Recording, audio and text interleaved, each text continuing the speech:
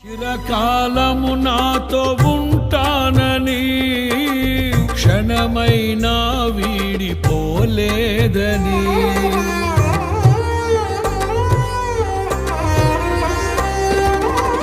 నీలో నన్ను చేర్చుకున్నావని తండ్రితో ఏకమై ఉన్నామని ఆనందగానము నే పాడనా ఆనందగా